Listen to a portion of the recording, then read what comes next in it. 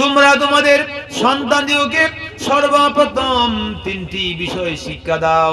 এক নাম্বার হুব্বি নবীকুম, তোমাদের নবীর মহব্বত শিক্ষা দাও। ওয়া হুব্বি আলি বাইতিহি, আহলে বাইতের মহব্বত শিক্ষা দাও। ওয়া তিলাওয়াতিল কুরআন, আর সবার আগে সহি করে আল্লাহর কোরআন শিক্ষা দাও। কোরআন শিক্ষা দাও।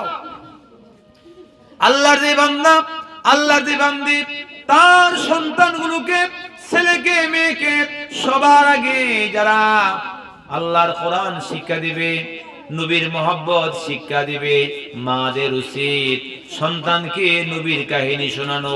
ছেলেরা যখন কিছু কিছু বুঝতে শুরু করে, সবার আগে তাদের সম্মুখে নবীজির জীবনীটুকু শোনানো।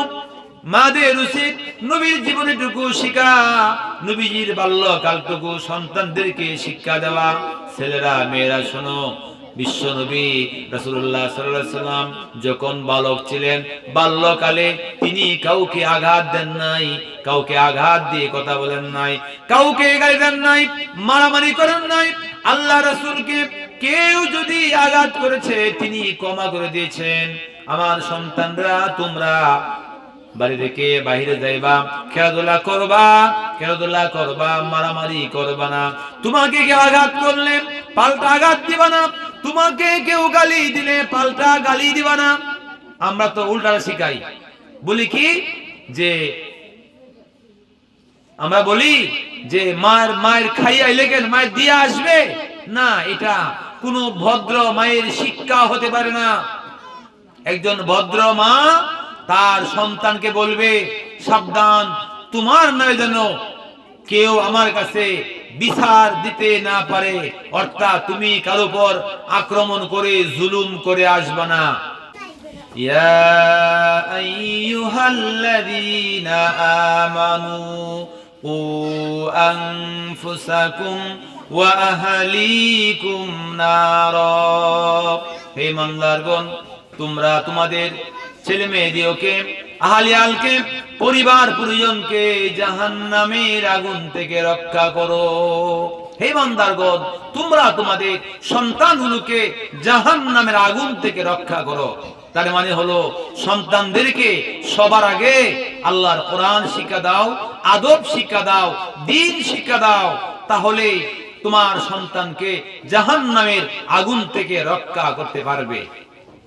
একজন মা, একজন বাবা যখন দেখে তার সন্তানগুলো দুনিয়ার আগুনের দিকে যাচ্ছে, মা পাগল পারা হয়ে যায়, আমার সন্তান দুনিয়ার আগুনের মধ্যে পড়বে, এটা মা সহ্য করতে পারে না।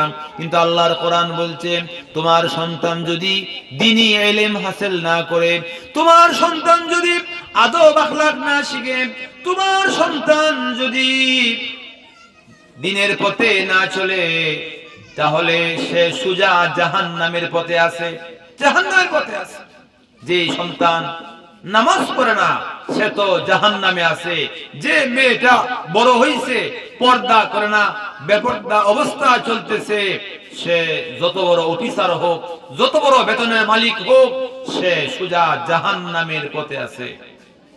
তাই আল্লাহ পাক যাদেরকে সন্তান দিয়েছেন, আমার মা বোনেরা যারা পর্দার আড়ালে আছেন, খেয়াল করবেন, আল্লাহ পাক যাদেরকে সন্তান দিয়েছেন, সন্তান যে আল্লাহর দেওয়া কত বড় নিয়ামত। যাদেরকে আল্লাহ পাক সন্তান না দিয়ে পরীক্ষা নিচ্ছেন, সন্তানহীন রাখছেন, যাই দেখেন তাদের হৃদয়ে কত ব্যথা, আল্লাহ আমার সন্তান নাই। আমি এমনও কাহিনী জানি, বিয়ের পর 10 বছর, 8 বছর, 9 বছর চলে গেছে, সন্তান আদে নাই, কানতে কানতে অস্থির। সন্তান জন্ম পরে আল্লাহ পাক একজন সন্তান দান করছেন, ছেলে দান করছেন। জন্মের পরেই সে নিয়ত করেছে, ছেলেকে আমি হাফেজ বানাবো, আলেম বানাবো। অথচ পুরা আপনার বড়লোক ফ্যামিলি কেন হলো?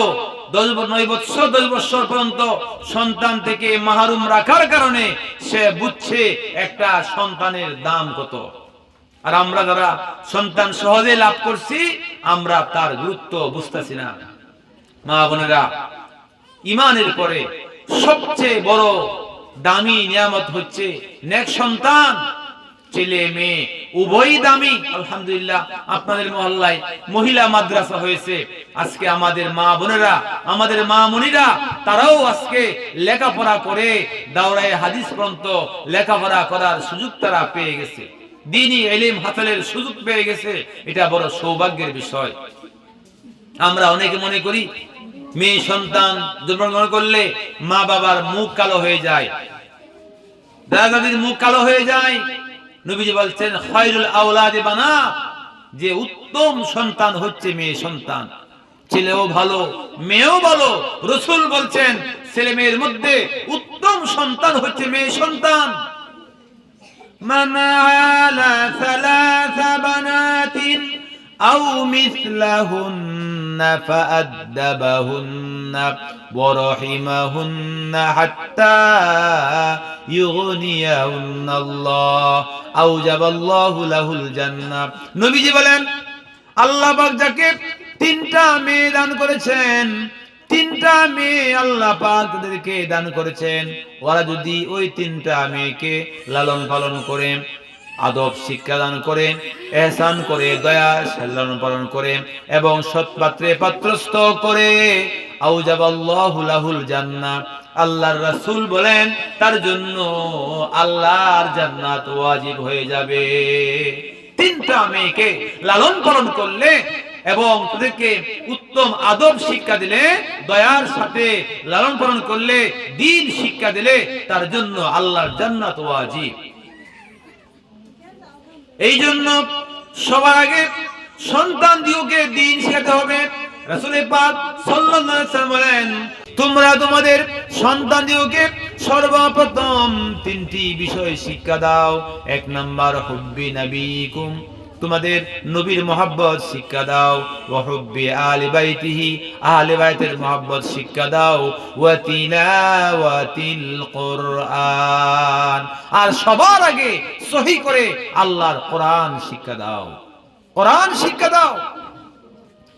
আল্লাহর যে বান্দা, আল্লাহর যে বান্দি তার সন্তানগুলোকে, ছেলেকে মেয়েকে সবার আগে যারা আল্লাহর কোরআন শিক্ষা দিবে, নবীর মহব্বত শিক্ষা দিবে, মাদের উচিত সন্তানকে নবীর কাহিনী শোনানো।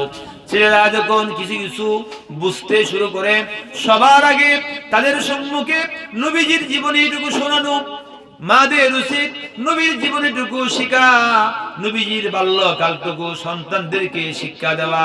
ছেলেরা মেয়েরা শোনো, বিশ্ব নবী রাসূলুল্লাহ সাল্লাল্লাহু আলাইহি ওয়াসাল্লাম যখন বালক ছিলেন, বাল্যকালে তিনি কাউকে আঘাত দেন নাই, কাউকে আঘাত দিয়ে কথা বলেন নাই, কাউকে গালি দেন নাই, মারামারি করেন নাই। আল্লাহ রাসূলকে কেউ যদি আঘাত করেছে তিনি ক্ষমা করে দিয়েছেন। আমার সন্তানরা তোমরা বাড়ি থেকে বাইরে যাইবা, খেলাধুলা করবা, খেলাধুলা করবা, মারামারি করবা না।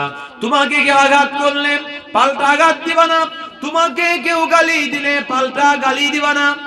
আমরা তো উল্টা শিখাই, বলি কি যে আমরা বলি যে মায়ের খাইয়া লেগেন মায়ের দিয়ে আসবে না, এটা কোনো ভদ্র মায়ের শিক্ষা হতে পারে না। একজন ভদ্র মা তার সন্তানকে বলবে সাবধান, তোমার নামে যেন কেউ আমার কাছে বিচার দিতে না পারে, অর্থাৎ তুমি কারো উপর আক্রমণ করে জুলুম করে আসবা না। মনে রাখবেন সমাজের মধ্যে দুই প্রকার মানুষ আছে। এক প্রকার মানুষ কর্কশ উগ্র, আরেক প্রকার মানুষ নম্র ভদ্র। এই পৃথিবীর নম্র মানুষেরা, নম্র ছেলেরা, নম্র মেয়েরা, নম্র মায়েরা, তাদের কাজই হলো ওরা অন্যের জ্বালাতন সহ্য করে অন্যকে জ্বালা দেয় না। অন্যের জ্বালা সহ্য করে অন্যকে জ্বালা দেয় না। আর যারা কর্কশ, যারা উগ্র, যারা অভদ্র, ওদের কাজই হলো ওরা জবান দিয়া মানুষকে আঘাত করে, মানুষকে কষ্ট দেয়, নিজে কষ্ট সইতে পারে না, সহ্য করা লাগে না। একদল মজলুম আর একদল জালেম। এই মজলুম আর জালেম, মনে রাখবেন জালেমরা কখনো সফল না।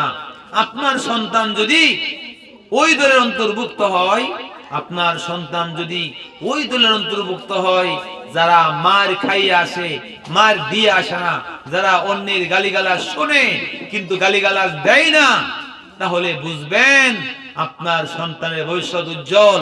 আশা করা যায় সে এক সময় বড় হবে, আলেমে দ্বীন হবে, হাফেজে কোরআন হবে। কারণ যারা নম্র হয়ে বড় হয় তাদের অন্তরে ইলমের বীজ বপন হয়, ইলমের ছাড়া তাদের অন্তরে গজায়।